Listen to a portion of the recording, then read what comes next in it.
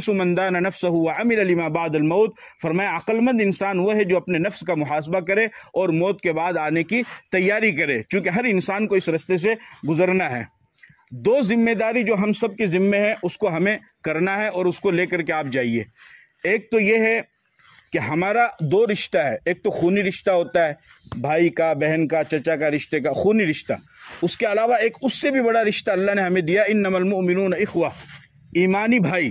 کلمے کی بنیاد پر ہمارا ایک رشتہ ہے۔ تو لہٰذا کلمے کی بنیاد پر ہمارا جو رشتہ ہے وہ دنیا کے آخری کونے تک ہے۔ ہمارا کلمے والا بھائی، ایمان والا بھائی دنیا کے جس کونے میں بھی ہے وہ ہمارا بھائی ہے۔ ایک مسلمان ہونے کی حیثیت سے ہمارا فرض ہے کہ ہم اس کے دکھ کو اپنا دکھ سمجھیں اور اس کا تعاون کریں، اس کی امداد کریں، اور اگر اس کو امداد نہیں کر سکتے ہیں تو کم از کم ہم یہاں پر بیٹھ کر کے ان کے لیے دعا ضرور کریں کہ اللہ تعالیٰ ان کی پریشانیوں کو دور فرمائے۔ جس طریقے سے ابھی ترکی میں زلزلے آ رہے ہیں، طوفان آ رہا ہے، سیلاب آ رہا ہے، لوگ تو اس میں اپنا دماغ مت لگاؤ، اس میں اپنا دماغ مت لگاؤ۔ یہ مت کہو کہ بڑے تو بڑی برائی چل رہی ہے، بڑے گناہ ہو رہے اور بے ایاں کرے بیاں کرے، نہیں، یہ سب یہ اللہ پر چھوڑ دو۔ یہ آپ کا کام نہیں فتویٰ دینے کا، آپ کا کام تو دعا کرنے کا ہے۔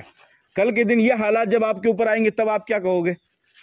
تب آپ کیا کرو گے؟ لہٰذا کہیں پر اگر کوئی حالات آئیں تو سدھار کی بے شک ضرورت ہے، لیکن الٹا ان کو الزام ٹھہرا دینا اور ایسی باتیں کرنا کہ جس کی وجہ سے نہ خود دعا کرنے کا دل کرے نہ دوسرے کا دعا کرنے کا دل کرے، ایسا کبھی بھی نہیں کرنا چاہیے۔ تو ایمان کی بنیاد پر ہم سب کے لیے دعا کریں، جتنے بھی اہل ایمان دنیا سے جا چکے ہیں سب کے لیے۔ اور حدیث پاک کے اندر آتا ہے، آپ علیہ الصلوۃ والسلام نے ارشاد فرمایا، جب بندہ یہ دعا کرتا ہے اللہم اغفر للمؤمنین والمؤمنات والمسلمین والمسلمات الحق بکل حسنۃ من المؤمنین والمؤمنات، آپ نے ارشاد فرمایا کہ جتنے بھی ایمان والے جو دنیا سے چلے گئے اور جو دنیا میں ہیں ان تمام کی طرف سے اللہ تعالیٰ اس دعا کرنے والے کو ایک نیکی عطا فرماتے ہیں۔ اب آپ اندازہ لگاؤ کتنے تو چلے گئے، کتنے موجود ہیں، تو لاکھوں کروڑوں کی تعداد میں اللہ تعالیٰ اس کو نیکی عطا فرماتے ہیں۔ تو اگر ہم دعا کریں تو ہمارے لیے کیا مشکل، اگر ہماری دعا سے کسی کی مغفرت ہو جائے تو اس میں تو ہماری بھی خوش قسمتی کی بات ہے۔ دوسری بات، اپنے اخلاق کو اچھا کریں، اپنی عادات کو اچھا کریں، یعنی دنیا میں جب زندہ رہیں تو لوگوں سے خوش ہو کر کے زندہ رہیں، اس طریقے سے زندہ رہیں کہ لوگ آپ سے خوش ہوں، لوگ آپ سے راضی ہوں، لوگ آپ سے ہنسے مسکرائے، اور جب آپ دنیا سے جائے تو لوگوں کی آنکھوں میں آنسو ہو۔ جب بچہ پیدا ہوتا ہے تو وہ روتا ہے اور لوگ ہنستے ہیں، باپ ہنستا ہے کہ میرا بیٹا پیدا ہوا، چچا ہنستا ہے کہ میرا بھتیجا ہوا، دادا ہنستا ہے کہ میرا پوتا ہوا، لیکن وہ بچہ روتا ہے۔ فرمایا کہ اپنی عادات، اپنے اخلاق دنیا میں اتنے اچھے بناؤ کہ جب تم پیدا ہوئے تھے تم رو رہے تھے اور گھر والے ہنس رہے تھے، اپنے عادات اتنی اچھے بناؤ کہ جب تم دنیا سے جاؤ تو تم ہنسو اور تمہارے گھر والے روتے رہیں، آخرت کی وجہ سے، نیک اعمال کی وجہ سے۔ اور اس کا کتنا بڑا فائدہ ہوگا، حدیث کے اندر آتا ہے، حدیث قدسی ہے، نبی پاک صلی اللہ علیہ وسلم نے ارشاد فرمایا کہ ایک بندہ، اس کے لیے اللہ کی طرف سے فیصلہ ہو چکا ہے کہ اس کو عذاب دیا جائے گا اس کے گناہوں کی وجہ سے، چنانچہ اللہ کی طرف سے فیصلہ ہو گیا اور فرشتے تیار ہو جاتے ہیں گناہوں کی وجہ سے اس کو عذاب دینے کے لیے، لیکن اللہ کی طرف سے پھر دوبارہ دوسرا فیصلہ آتا ہے کہ نہیں، اس کو عذاب مت دو، اس کو عذاب مت دو۔ فرشتے کہتے ہیں کہ اللہ یہ گنہگار ہے، بدکار ہے، یہ تو عذاب کے قابل ہے، اس کو عذاب دینا چاہیے۔ تو اللہ پاک فرماتے ہیں کہ نہیں، بے شک یہ گنہگار ہے، خطا کار ہے، اور اس کے گناہوں کی وجہ سے، اس کی بدکاری کی وجہ سے میں نے عذاب دینے کے لیے تمہیں حکم دیا تھا،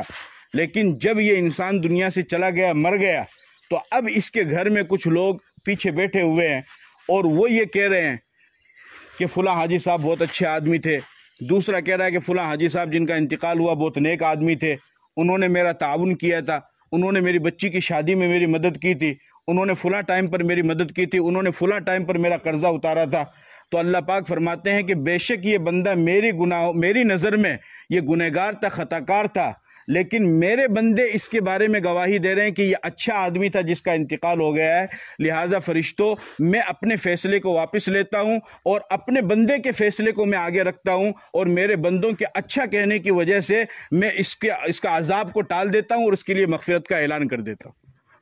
تو بندوں کے اچھا کہنے کی وجہ سے، اور یہ بندے اچھے کب کہیں گے؟ یعنی بن ٹوپی اڑا دی اور بنا مٹھی گولی دے دی، بنا یہ کر دیا تو جد کون اچھا، کوئی بھی اچھا کن کے ہوگا نہیں، تب اچھا نہیں کہیں گے، یعنی نیک اعمال کر کے جائیں گے تب اچھا کہیں گے۔ ماشاءاللہ اس موقع پر مجھے بہت خوشی ہے، خوشی اس بات کی ہے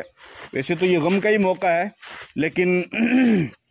غم کا تو کوئی موقع نہیں۔ تحفۃ المومن الموت، مومن کے لیے بہت بڑا تحفہ جو ہے وہ موت ہے، کیونکہ مومن ایمان والا اللہ سے بے انتہا محبت کرتا ہے، اس کے لیے سارے کام کرتا ہے، قرآن پڑھتا ہے، نماز پڑھتا ہے، اس سے ملاقات کا ذریعہ الموت جسر یوصل الحبیب الی الحبیب، موت یہ جس کے ذریعے سے انسان اللہ سے ملاقات کر سکتا ہے، اس کے علاوہ دوسرا کوئی رستہ نہیں۔ اور موت کا انسان کو غم نہیں ہوتا ہے۔ حکیم الاسلام قاری محمد طیب صاحب رحمۃ اللہ علیہ فرماتے ہیں کہ موت کا انسان کو غم نہیں ہوتا ہے، غم ہوتا ہے انسان کو عزیز کے بچھڑنے کا،